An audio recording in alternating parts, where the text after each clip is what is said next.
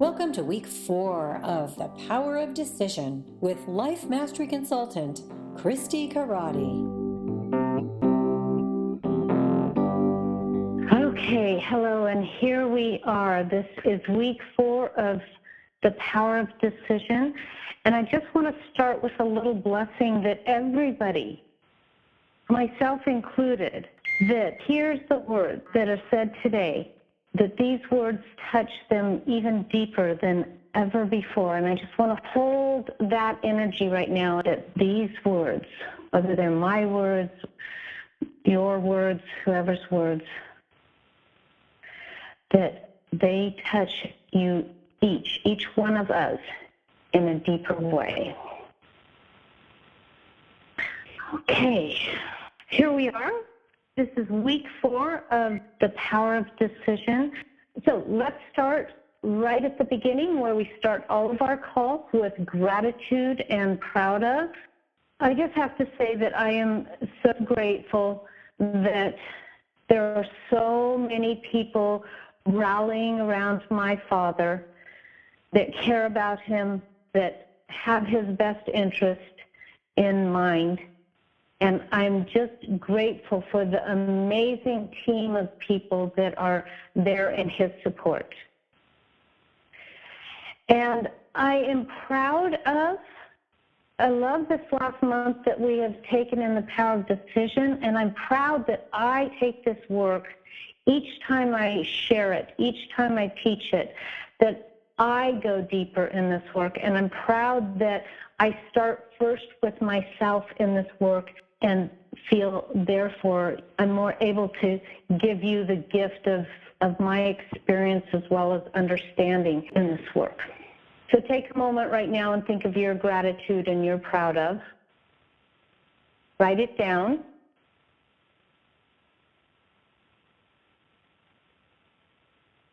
And I am so happy and grateful now that I am the woman who rides my bike through Europe. And I'm riding my bike. I'm on this amazing vacation. I have just completed a wonderful retreat. And just like these wonderful bike rides through the countryside, through Italy and France, this and something greater.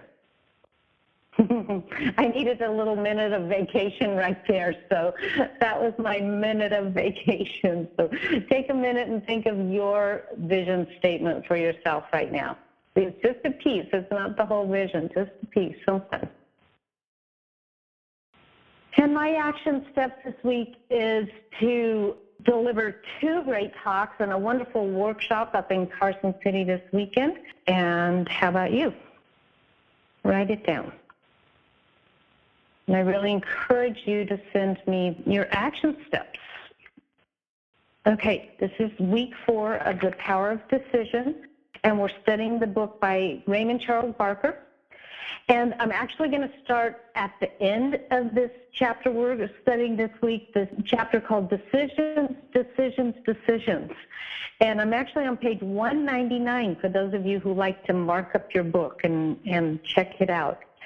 And it's just a little way into that first full paragraph there. It says, the final authority is only in the individual mind and its opinions which lead to decision.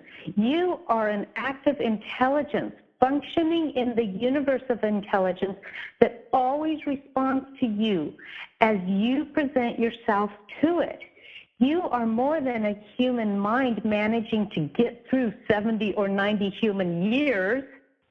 You are more than family, job, home, and recreation. Boy, do I need to hear that today. Absolutely. We are more than this. You are a creator creating creation. We are a creator creating creation. Why? Because we are just like this vessel that's like the thinking stuff, like Wallace Wattles talks about the thinking stuff, you know, and it's like our thought. Remember how this works? Our thought into our emotion, our passion moves us into action and brings things into form. But where does that thought, where does that impulse, where does that desire come from? It comes from the divine wanting to express itself. And so it's kind of like our job. That whole idea that divine, the universal principle, God is omnipotent, omniscient, that it's everywhere, in and through and as all things. That does not mean we are the thing. It means we are part of the thing, just like the drop of water in the ocean. And we are the catalyst for the great sculptor to be sculpting out here and managing and creating things. So you are a creator creating creation. You are an infinite possibility. You will never know the full greatness that you are. And that's a thing for you will never know the greatness you are. And what does that mean? That there is always more potential available to us. We are never done. Now, sometimes my hackles would get up when I would say that, we are never done. Oh my gosh, does that mean? No, but we are never done fully expressing the divine, right? So fully expressing creation into form. And part of that, if we become conscious and we know about and use these invisible principles, involves learning that it is easy, it is effortless, it is enjoyable. God loves fun. That's one of the sayings that I hear all the time. God loves fun. The divine, the infinite principle, the force that's moving forward, expanding in this universe is for joy and love. And do you know how I know? Because how do I feel when I experience joy versus how do I feel when I feel sadness or upset or disruption? You will never know the full greatness that you are. And that is because there is this infinite potential that is available to all of us. Circumstances have been all around me, enticing me to bow down to the effective. Then strong ones, like my father's failing health, right? And thank goodness I teach this work. Thank goodness I have my coaches, because it's so easy to fall prey to them, isn't it? But there is a greatness that I don't even know. And if I fall prey to these circumstances, to these conditions, to the feelings of despair or anything that the feeling is a guideline for us that things are moving in the right direction. Try on your feeling. Try on how it feels to be in that, right? And how are you responding to them? That's why we don't want to fall prey to our chattery negative thinking. As most of you know, the form of how I coach, what I'm doing in the world right now is kind of up for my review. I'm taking a look at that, my choice. And as I read this week's chapter we're studying, one of the things that was heavily underlined from the past, when I looked at these things, I was really grateful to come and take a new dive at this. But I even asked my husband, how can I teach how important it is to make a decision when I'm so indecisive about my upcoming year? Don't I constantly say, have your vision? Are you putting it into your GPS? All that encouragement that I give you to have a clear, concise vision. So I read this chapter this time with this question: how can I be in indecision and be knowing that indecision is creative in and of itself? So I read on page 181, the last sentence.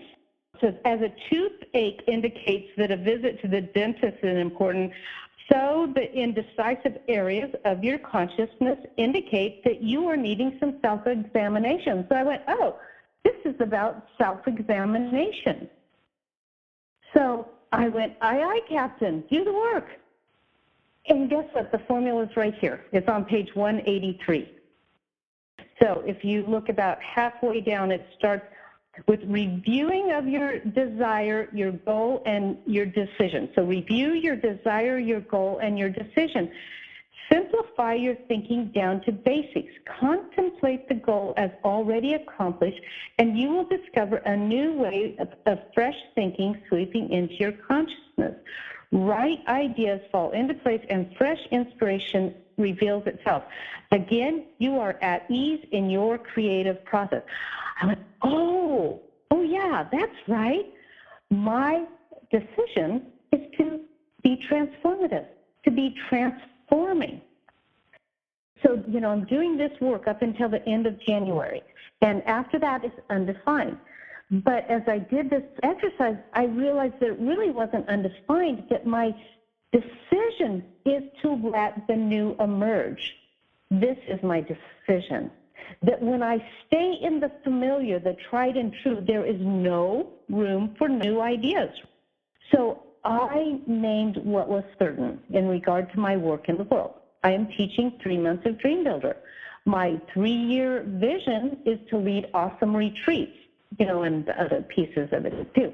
I am decisive. And to allow the infinite mind to use my mind in a creative way, I need to clear the tea out of the teacup. Remember the story of the monk, the enlightened guy that went to see the monk, and as the monk was pouring the tea, the enlightened man and he went to find out how to become more enlightened from the monk, and so he's telling the monk all the ways that he's enlightened, all the things that he's done, and then he feels the wet tea on his lap, and he's like, what's up? And the monk says, without an empty cup, new things can't come into the cup. I really want you to understand this, because it's like this was such a wonderful turnaround for me. It's like we can use this, like he said, at the bottom of 181. It's like the indecisive areas in your consciousness indicate that you need some self-examination. So where are you not making a decision in your life? Now, whatever it means, turn that into a decision. Make it decisive. Figure that piece of it out. Because just like my kitchen, I know my contractor would have done a beautiful kitchen, but it sure wouldn't have been purple. You are all positive people on the call, and your life will evolve, but will it evolve in the beautiful way that you want to design it? So the decision is to do what I know for certain, and to decide to have that empty teacup, to be the creative receptor for what is desiring to emerge out of me. Because there is a discontent and a longing going on in me right now to be even more full greatness that I am. See, if I, first of all, don't decide, then I can't be my full greatness. And if I don't have self-examination and look at, where I am indecisive, to say, how can I create a decision out of this? How can I do this? One time I said, I'm going to take 3 months off and I'm going to get to riding my bike every day. Didn't do it. Okay? So we really have to decide. And that's what this decision. I could go 3 months, it could be at the end of Dream Builder, and not have let the new emerge. We have to make that decision.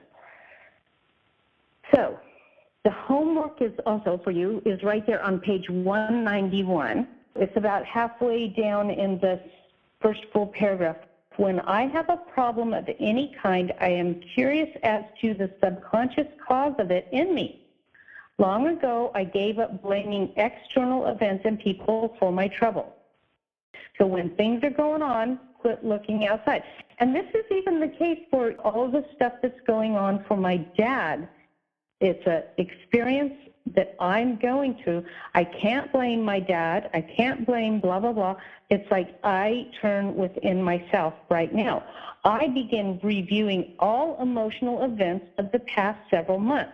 So this is kind of an interesting thing, and it's what I sent out to you, that survey, just to take a look at some of the places where you have your stuck thinking. For here I will find the cause of my problem. Because remember, whatever's going on in your life is outpicturing. Now, my father and his aging process is not my creation.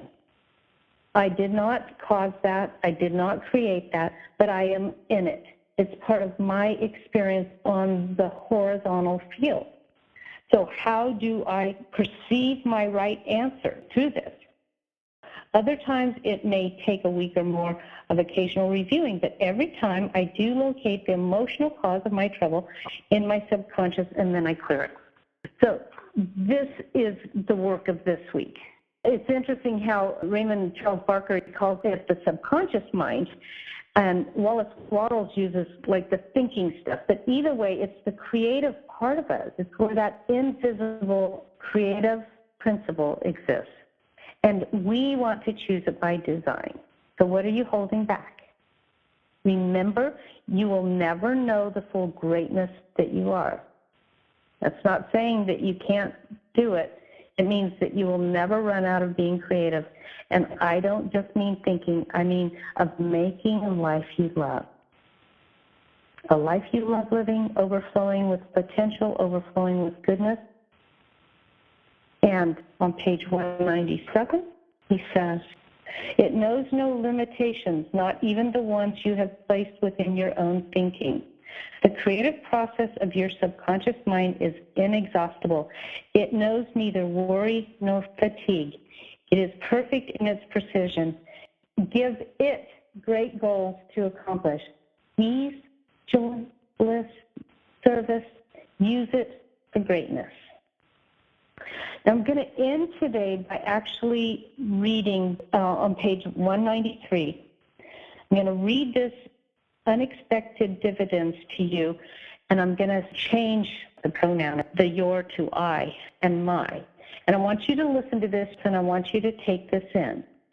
I'm going to say my and I want you to take it as your own. My decision to be myself pays off in rich dividends. The word impossible is deleted from my vocabulary. It no longer has meaning. In its place now is the word unexpected. I am ready for that which is yet to be, knowing that all ideas concerning it are already in my mind and will appear on time and in order. I expect the unexpected, and I welcome it as it appears in my consciousness and in my world. I expect health, for I have no fear of illness. I know that there is nothing in my consciousness to cause illness. All mental and emotional conflicts have left forevermore. I expect my prosperity to be completely normal and continuous. I have decided that this shall be so. There is no longer anything in my consciousness to cause restriction. The flowing in of money is always balanced with the flowing out of money. I have the right to live graciously, and I do so. All my bills are paid the day I receive them. I discover that paying bills is a pleasant experience. My inner wisdom, born of spirit, guides me in all my financial matters. I expect to be happy, for now I realize that happiness is my normal creative state of living. I am neither ashamed of being happy nor afraid of being happy. I rejoice in being alive, doing what I am doing, and feeling as I am feeling.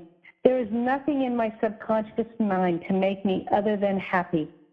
I have decided that this is so, and that everyday events of my life indicate that it is so.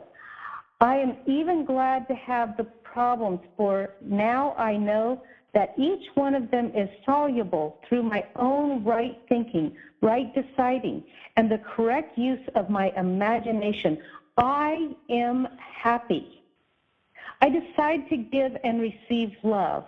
I know I can do this and make intelligent plans to do it. I am no longer fighting the human race. I have taken my place in it as a loving, kind, and generous person. I attract to myself people and situations which are the right ones for me. My well-balanced emotions plus my new creative drives and interests draw me to like-minded individuals with whom I have ease of communication.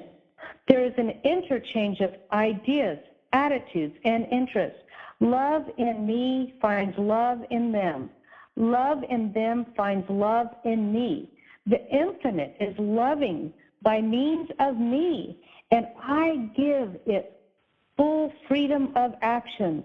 No more loneliness. No more apartness. I like the feeling of being one with many people. I enrich and am enriched by my associations. I catch a glimpse of the spirit in all of whom I come in contact with. I've severed all connections with frustration. The dynamics of the creative ideas in my mind are now having full expression. This penetrates every area of my living. I am a dynamic person. People think of me as a dynamic person. I do what I want to do. I rejoice in free flow of creative thinking, which keeps my mind centered on my decided goals. I watch new ideas happen in my mind, and new events take place in my experience. I am outgoing, fulfilled, and free to express myself. I have faith in life. I sense myself to be the instrument of the mighty mind. I am convinced of many values of living in the here and now. My good is not postponed or delayed. My mind senses the spiritual activities within it and cooperates fully with them. I trust the great creative law of the subconscious mind. My authorization in it are left free to produce themselves. I am free of all concern and serious worry. I know that only the good is on my pathway, and that its revelations to me will always be the right ones at the right time, appearing in the right order. I am affirmative in my attitudes. I like myself, creative and victorious. I have a larger understanding of God, not my God, nor a God of creeds, but a God my own thinking have discovered within me. It is a God personal to me, for I personalize it. I trust the infinite mind as it functions in my mind. I know that a constant flow of new ideas is my guarantee of right living, for I know that I am receptive to them. I find many people who think of God as I think of God. I am no longer rejecting anything spiritual. I am open and receptive to spiritual ideas. I know that my life is the life of God. I know that I am a living representative of all that is infinite. I am worthy of my high calling as a spiritual creation. I read that in that way for you to take it in as yours, to own it, to belong to it. And I also invite you maybe to make your own recording of that. Take it in as your own, or read it and transform it. It's a very powerful experience to take that in as you translate the words to the I. It's like I, my divine connection, right here. So decisions, decisions, decisions. Whatever you do, make sure you're choosing what you're deciding. So I had this image one time of being in the perfect relationship, and yet there was this big mountain. We were both walking the same road, but there was this big pile of dirt down the middle of our path that we couldn't see each other even over, but we were walking the same path. And as we walked and the path got lower and lower, the pile of dirt got lower and lower, then we could peer over the mountain and see each other. And this is kind of where you're at right now. You're peering over the mountain and you're seeing each other. You're seeing your work. You're seeing your goodness. You're seeing it happen, right? You're hearing people say, we need you, okay? And yet there is this mound of dirt that's in there. And your work is to keep walking on the path until the dirt is low enough that you can reach over and take the hand of that work. I could reach over and take the hand.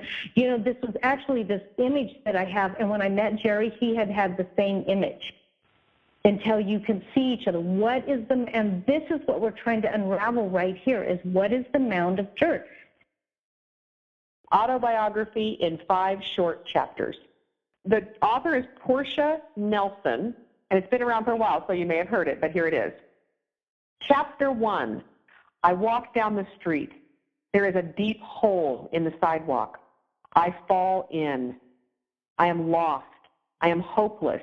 It isn't my fault. It takes forever to find a way out. Chapter 2, I walk down the same street. There is a deep hole in the sidewalk. I pretend I don't see it. I fall in again. I can't believe I am in this same place, but it isn't my fault. It still takes a long time to get out. Chapter 3, I walk down the same street. There is a deep hole in the sidewalk. I see it there. I still fall in. It's a habit, but my eyes are open. I know where I am. It is my fault. I get out immediately. Chapter 4, I walk down the same street. There is a deep hole in the sidewalk. I walk around it. Chapter 5, I walk down another street. So pay attention to every thought that comes through you must be diligent. You must stand guard at the portal of your mind, and you need to see it before it's coming. You need to see that deep, dark hole you're about to step in before you get to it. And it's in your language. I hear it when you talk about this. And yes, I wanted you to write about this in here. This is good. Now go back to this and find in there where you're about to step in that dark hole with your thinking again. Like 10 days later, checked in again, same identical reply. Okay, feel the tone to that? It's like, make it yours. Make it the power. Make it the vibration you want it to be. Wow, I checked 10 days later, and he still is responding to me. That's great. Whatever you need to do to watch your words and pay attention to your thinking, because it's only your thinking that's that mound of dirt right now, so it's manageable. But you have to pay attention every moment to the, like you cannot have pity parties anymore. And if you're going to have a pity party, you schedule it. You put a timer on, you set it for 10 minutes. I'm going to have a pity party for 10 minutes. Don't go there anymore. You are well, you are supported. The universe is just waiting. Abundance is all over you right now. And it's the thinking. And I can't tell you how many times Mary sat down with me and told me, it's not the money, Christi, or it's not the problem, or it's the thinking. And I couldn't hear it, and I couldn't get it for the longest time. What am I supposed to do about that? The excuse me button is a pattern interrupt. In the moment, whenever, and even around being ill, that you got this horrible crud that everybody else did. Good thing you went down at least it was shorter than other people. Everything is a blessing in your life. Getting the cold is a blessing in your life. It somehow has come here to serve you, even if it's to wake you up, or even if it's to cause you to go to bed to sleep. Look at everything that comes out of our mouth. We're making a decision as soon as we think it, let alone say it.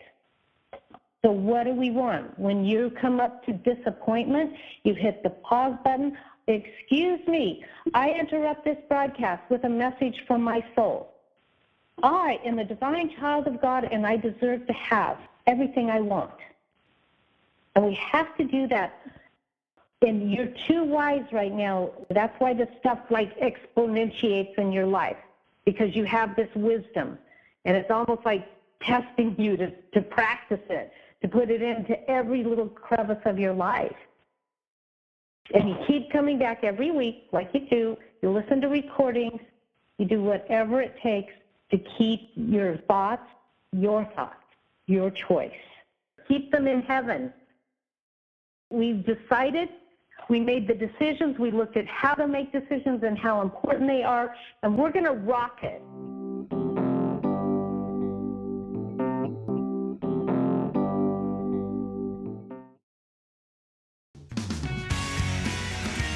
Thank you for listening to this podcast.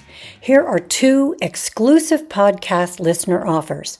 First, for a limited time, podcast listeners can work with Christi in person at a deep discount. Christi offers a unique coaching modality of her own creation that helps clients discover their own answers to where they're stuck and how to move forward. As one of her clients puts it, it always works. This transformative process is designed to help you identify blocks and create breakthroughs in your personal and professional life. As a thank you for listening to the podcast, you're eligible for a special discount. Normally $97 for a half-hour introductory session, podcast listeners get a $70 discount automatically applied if you use this link, masteringtheartoflife.com/podcast-IWD-offer. That's masteringtheartoflife.com/podcast-IWD-offer. And that link is in the podcast general description as well. Second, you can get the entire library of Mastering the Art of Life with PDF notes and worksheets for each lesson, plus bonuses at no cost at masteringtheartoflife.com/9-month opt-in, all one word, masteringtheartoflife.com/9-month opt-in. That link is also in the general podcast description.